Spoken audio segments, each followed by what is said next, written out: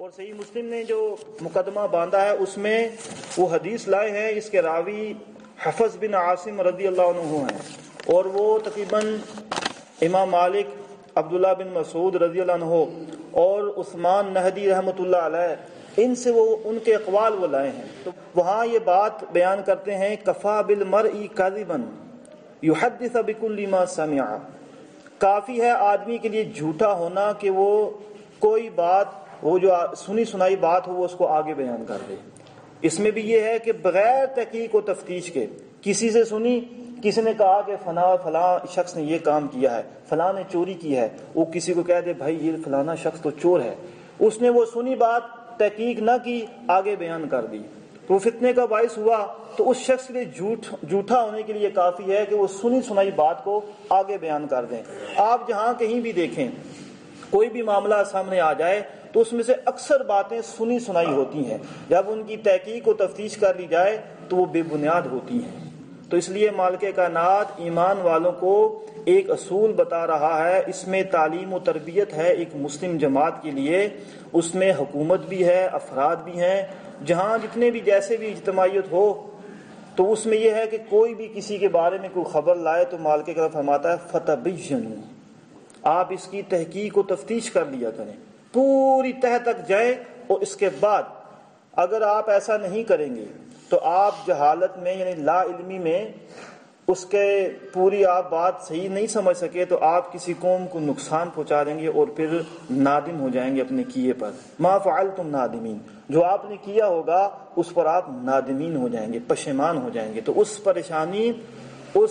پشیمانی سے بچنے کے لیے، اس کا سامنا کرنے سے پہلے اور کرنے کے بعد بندہ جو سوچے تو اس سے پہلے چاہیے کہ اس کی بات کی وہ بندہ تحقیق کر لے۔ تو امام مسلم رحمہ اللہ اس کے بعد عثمان نہدی رحمۃ اللہ علیہ سے ایک قول جو انہوں نے عمر سے نقل کیا ہے وہ بیان کرتے ہیں۔ عمر رضی اللہ عنہ فرماتے ہیں بحسب المرء من الکاذب ان الکاذب ان یحدث بکل ما سمع، وہ کہتے ہیں کہ عمر رضی اللہ عنہ نے فرمایا، یہ بیان کیا کہ کافی ہے آدمی کو اتنا جھوٹ کہ کہہ ڈالے جو بات وہ سنے، یعنی کسی آدمی کے لیے جھوٹا ہونا اس کے لیے اتنا ہی کافی ہے کہ وہ جو بات سنے وہ اس کو آگے بیان کر دے۔ یہی عبداللہ بن مسعود رضی اللہ عنہ بالکل یہی بات کہتے ہیں، ان سے بھی یہی قول نقل ہے۔ اور آگے امام مالک رحمہ اللہ، ان سے ابن وہب یہ نقل کرتے ہیں کہ امام مالک نے یہ کہا کہ تو اس بات کو جان جو شخص بچ نہیں سکتا یعنی جھوٹ سے، وہ شخص جھوٹ سے نہیں بچ سکتا، جو سنے وہ کہہ ڈالے، یعنی جو بات سنی اس کو آگے بیان کر دیا۔ وہ کبھی امام نہیں ہو سکتا جو بیان کرے ہر ایک بات کو جس کو وہ سنے، یعنی وہ مسلمانوں کا امام بھی نہیں ہو سکتا، پیشوا وہ نہیں ہو سکتا، کیونکہ اس کے بارے میں شک ہے کہ وہ بات کی تحقیق و تفتیش نہیں کرتا، جو سنتا ہے وہ آگے بیان کر دیتا ہے۔ آج جتنے یہ مسالک ہیں، آج کے ہم اس ماحول کی بات کرتے ہیں عصر حاضر کی، کہ یہاں جتنی بے بنیاد باتیں ہیں ان کو ہی اسلام کا نام دیا گیا ہے،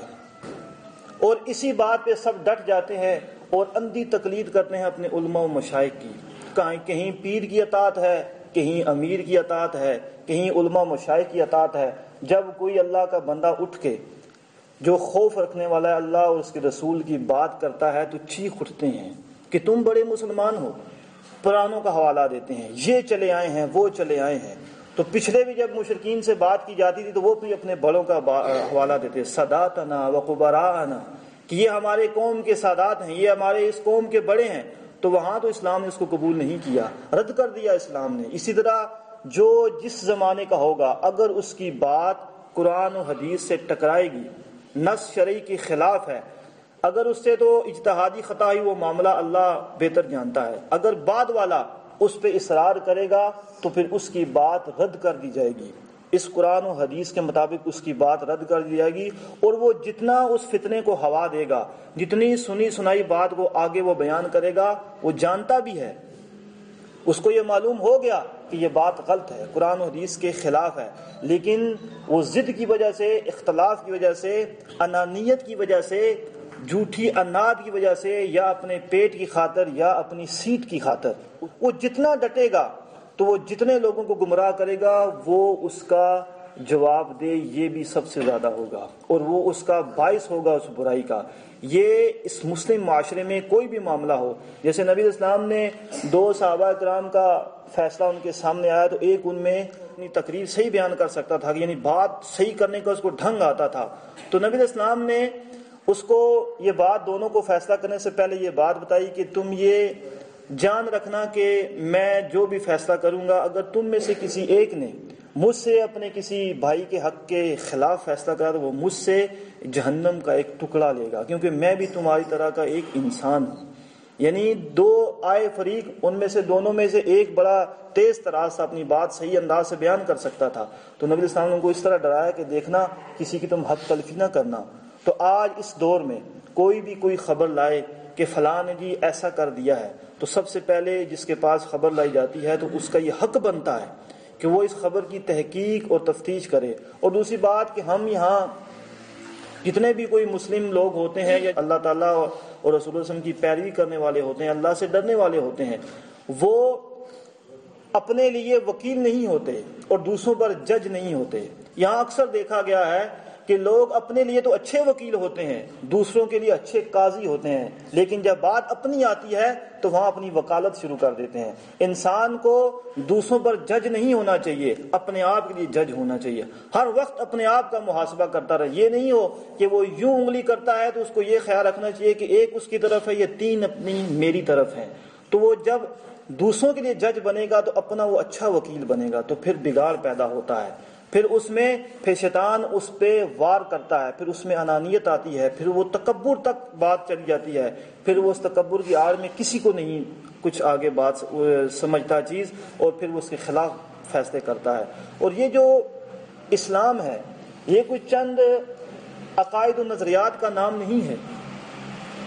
یہ جو ایمان کی رٹ لگائے پھرتے ہیں کہ چند چیزیں بس یہ ایمان ہے اور چند چیزوں کا اقرار کر لو بس تم پکے جنتی ہو، یہ اسلام عقائد و نظریات کے ساتھ اعمال کا بھی نام ہے۔ آپ جہاں قرآن و حدیث میں الا الذین آمنوا یہ پڑھیں گے، اس کے ساتھ لازمی وعاملوا الصالحات بھی پڑھیں گے، اور یہ اعمال ہے، یہ فسق، اس کا کرنے والا فاسق، یہ کیا ہے؟ ایک عمل ہے، اور اس سے بچنا یہ ایمان میں شامل ہے۔ اللہ تعالیٰ نے اسی لیے اس آیت میں یا ایھا الذین آمنوا، اے وہ لوگو جو تم ایمان لائے ہو، تم اس برائی سے بچ جاؤ۔ اس میں مبتلا تب ہی بندہ ہوتا ہے جب بندہ کسی بات کی پوری تحقیق و تفتیش نہیں کرتا، بس سنی، عمل کر لیا، آگے اس کو بیان کرنا شروع کر دیا۔ اس میں چاہے کوئی کسی نے جھوٹ بات بیان کر دی، چاہے کسی نے سچ بیان کی، وہ اس بات کو نہیں دیکھتا۔ اور کچھ لوگ ایسے ہوتے ہیں کہ جو دورے رخ والے ہوتے ہیں۔ صحیح مسلم کی حدیث میں نے آپ کے سامنے پڑھی ہے کہ نبی صلی اللہ علیہ وسلم نے فرمایا کہ قیامت کے دن وہ لوگ بہت برے ہوں گے، سب سے زیادہ وہ برے ہوں گے ذو الوجہین، جو 2 چہرے والے ہوں گے۔ یعنی ایک مجلس میں گئے تو ان کی ہاں میں ہاں ملائی، دوسری مجلس میں گئے تو ان کی ہاں میں ہاں ملائی، کہ ایک جب جاتے ہیں ایک طرف تو ایک جیسا منہ لے کے آتے ہیں ان جیسا، اور دوسری طرف جاتے ہیں تو ہاں کسی اور طرح کا منہ لے کے جاتے ہیں۔ تو یہ بڑا خطرناک معاملہ ہے، اور خاص کر جہاں اللہ تعالیٰ اس کے رسول صلی اللہ علیہ وسلم کی پیروی کے داعی اقرار کرنے والے موجود ہوں تو ان کو تو قدم پھونک پھونک کر رکھنا چاہیے۔ اور اسلام جو ہے، اور آج یہ جو مسلم امہ ہے، کچھ لوگ کہتے ہیں کہ چند اشخاص ہیں بس یہ مسلم امہ ہے، بس یہ ہیں باقی کوئی نہیں ہے۔ یہ ہمیں کوئی نہیں پتا کہ اس پاکستان کے علاوہ اس پوری دنیا میں کتنے ہم سے زیادہ لوگ ہوں گے جو اللہ اس کے رسول کے ہم سے زیادہ اللہ بہتر جانتا ہے، وہ اس کے ماننے والے ہیں۔ ہمیں ان تک رسائی نہیں ہے تو ہم ان پر فتویٰ بھی نہیں لگا سکتے، ہم معاملہ اللہ پر چھوڑیں گے، ہم ان کے بارے میں رائے قائم نہیں کر سکتے۔ اللہ نے ہم سے یہ نہیں پوچھنا، وہ اللہ بہتر جانتا ہے۔ اور جب یہ بندہ ذہن بنا لے کہ بس جو یہ ہے یہی ہے سب کچھ اور باقی جو ہے وہ کچھ بھی نہیں ہے، تو پھر انسان کے اندر تکبر پیدا ہوتا ہے۔ جب اس کے سامنے قرآن و حدیث بیان کیے جائے وہ کہتا ہے کہ ہم اس کو نہیں مانتے، یا جماعت اس کو نہیں مانتی، یا ہمارے ہاں یہ بات تسلیم نہیں کی جاتی، پھر وہ اپنا ایک نظریہ قائم کر لیتا ہے۔ چند وہ جیسے مختلف جماعتوں کے منشور ہوتے ہیں، وہ ایک اسے منشور بنا لیتا ہے، پھر وہ اس پہ دلائل دیتا ہے، دلائل پہ دلائل دیتا ہے۔ دوسرا کہنے والا اگر اس کو کہے کہ بھائی یہ بات غلط ہے، یہ تو فتنے کا باعث ہے، آپ اس سے رجوع کر لیں یا آپ قرآن و حدیث پر معاملہ پیش کر دیں، تو بات جو قرآن و حدیث کی ہوگی وہ ہم مان لیں گے، تو پھر وہ ماننے کو تیار نہیں ہوتا۔ پھر جو بات بیان کر رہا ہوتا ہے جو اصلاحی پہلو کے لحاظ سے وہ جو کہتا ہے کہ یہ بات مان لیں، پھر اس کو برے القاب دیے جاتے ہیں، لوگوں میں سے مشہور کیا جاتا ہے، اس پہ بہتان ترازی کی جاتی ہے، اس کو نہ جانے کیا کہا جاتا ہے، تو لوگوں میں اس کو اتنا بدنام کر دیا جاتا ہے کہ کچھ لوگ ہوتے ہیں، اب یہ دیکھیں انہوں نے اس کو بدنام کیا اور لوگوں نے اس کی بات سنی، اس کی تحقیق نہیں کہ آیا اس میں جرم پایا جاتا ہے کہ نہیں، بس وہ آگے مزید در مزید اس کو بیان کرتے جاتے ہیں اور وہ فتنے کا باعث بن جاتا ہے، اور اس سے حق تو نہیں دب سکتا، یہ اللہ تعالیٰ کا دین ہے، یہ تو غالب ہو کے رہے گا،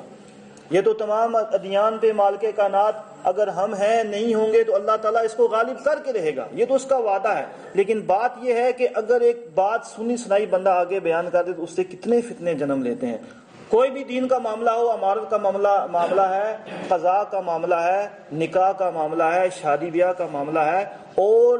جو تنظیمی معاملات ہیں یا اور جو انتظامی امور ہیں، کوئی بھی کام ہے تو اس میں انسان کو چاہیے کہ جب ایسا کوئی شخص، اور یہ بات ہم سب یہ جان لیں کہ مسلم میں بھی جو خالص ایماندار ہوتا ہے، یعنی جو اپنے آپ کو مسلمان کہتا ہے، اس میں بھی فسق و فجور پایا جا سکتا ہے، جیسے صحیح مسلم کی حدیث ہے سباب المسلم فسوق و قتالہ کفر، کہ مسلم کو گالی دینا فسق ہے، یعنی نافرمانی ہے، گناہ ہے، اس سے بندہ دائرہ اسلام سے خارج نہیں ہوتا۔